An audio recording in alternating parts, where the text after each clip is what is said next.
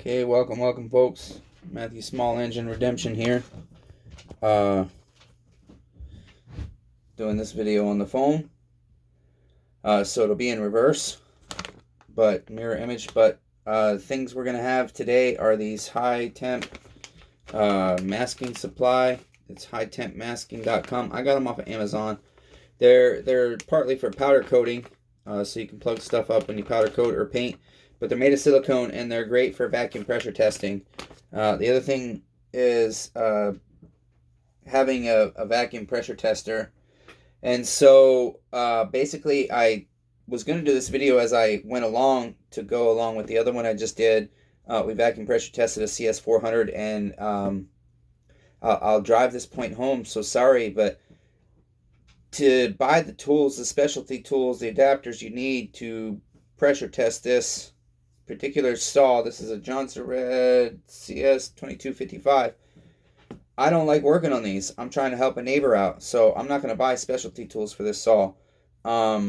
This one's a little complex to do a vacuum pressure test on, but I just did it and it performed successfully, even though I thought the decom valve was going to leak a little bit.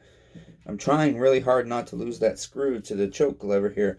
These are complex saws, and that's why I don't like working on them kind of set up with the carbs like a Husqvarna. I don't like working on stuff with complex setups like that I can't pull off easily piece by piece. These always got to fidget out around the handle. Unlike a steel, everything just kind of pulls off one by one, nice and easy.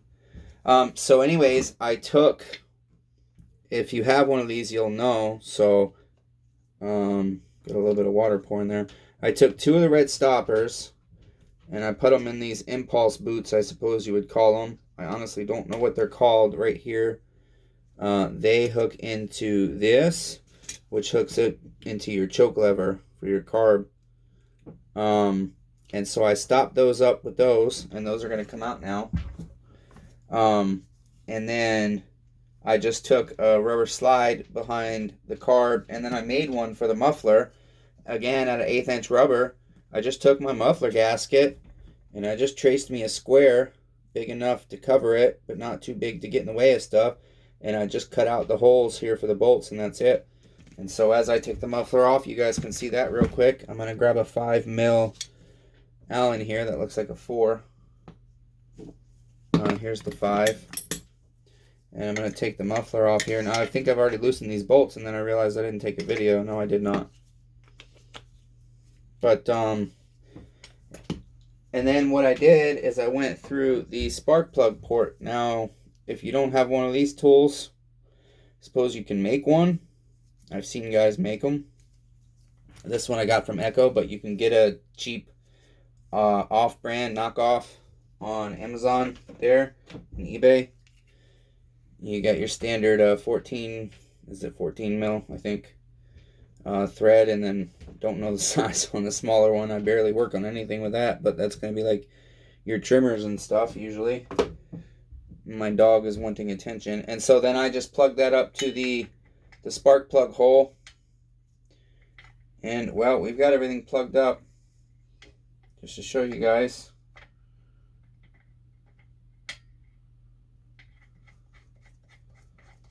And this has got an O-ring on it, so you just need to snug it. I'm not on a very strong hand, so I'm going to snug it with a scrunch.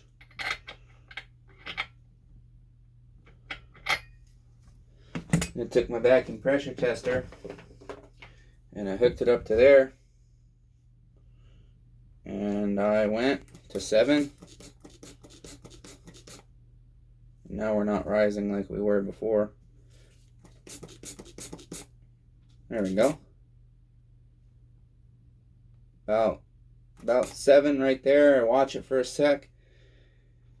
You can see that gauge isn't moving. I mean, not even at all. Even with an old used decom valve, and these decom valves almost always leak. I usually plug them. But I was curious if it was leaking enough to cause the saw to run the way it is. It's acting like it's got a massive air leak somewhere. Use the decom valve there to release my pressure. And then since that's good, I'm just going to go to vacuum.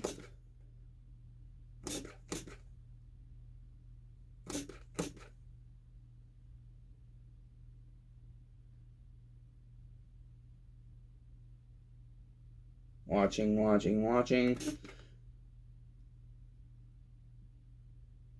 It was jumping way ahead a little more than I anticipated. That's why I'm double checking it again. And you can see we're holding, we're not moving. So just a little $10 bag of parts and a $10 roll of rubber and a $40 tool. Well, and I think this adapter was 40 bucks, but they again have them on Amazon. I don't like this. This one doesn't release like most of them do. Normally when you flip the valve, it releases the air, so it's easy to get off. But that was it, you guys. And so here, I'll pull this off real quick to show you what I did.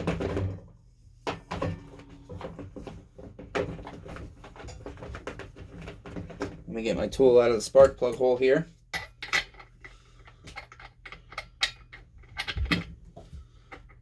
It's been a lot of office work this week. Trying to get inventory orders in. Meteor, bars and chains from Raisman. I'm using them. They seem to be okay. They're a little bit heavier, I think. I've weighed them and they're not much different, but I can feel the difference. Maybe it's the type of metal. I don't know, or the balance of it. But I feel a difference. But they seem to be working good and holding up thus far. And until I start experiencing problems with them, they're cheap enough. And I haven't had any complaints, and guys are buying them locally. So I'll keep stocking them and keep using them, because a lot of the saws I buy don't have bar and chain on them. And you guys know, if you have a chainsaw, if you ever had to go out and buy a steel bar and chain, or even an Oregon, they're not cheap. They're just not cheap. Okay, so I think those are all the way out. Oh, maybe a couple more threads on this one. This is another thing I don't particularly love. This is Pittsburgh, so I trust that it's good. It's got a lifetime warranty. I don't particularly love these handles. I prefer to buy the set with the handles on them. But again, I work on so much stuff that it's easier for me to just sometimes buy what's universal to start off. And I'll get back to having the sets that I like eventually. But when it's, you know, buy inventory and keep money in your pocket in case you need to order parts for a customer saw, versus buy a $10 set versus $40 set. I went with the $10 Pittsburgh. That it's adaptable to all kinds of different wrenches to put the handle on it, and it works great. So all I did, you guys, was again, I took my muffler gasket, I put it on a piece of rubber, and I cut this one down. It was a bigger square. Put it on a piece of 1/8 inch rubber. I like the 1/8 inch, it works perfect. And all I did was make it slightly bigger than my gasket. Drilled my holes out for my bolts, and that sealed it up.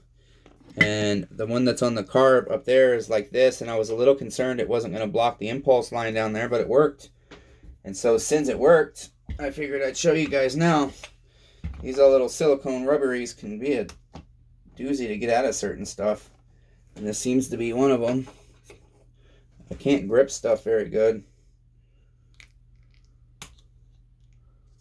so I might have to pick it out here.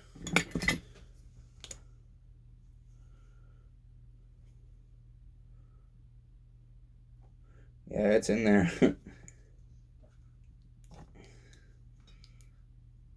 Wow. I wonder why they seal up. Those things work good to seal stuff up. I did put a hole in the top of it, but they're so cheap, and I don't put them in that deep usually.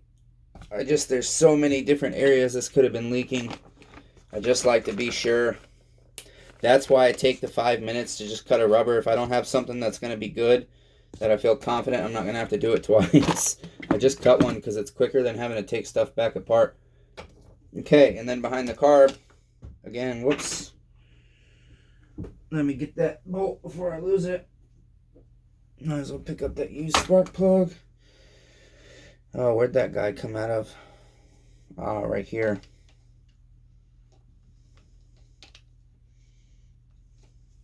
So many pieces on this. So that was a 4mm down there. The good thing is this is pretty flexible stuff here. Starting to wonder if I don't have fuel coming out somewhere. No, I don't. It's just my spray water.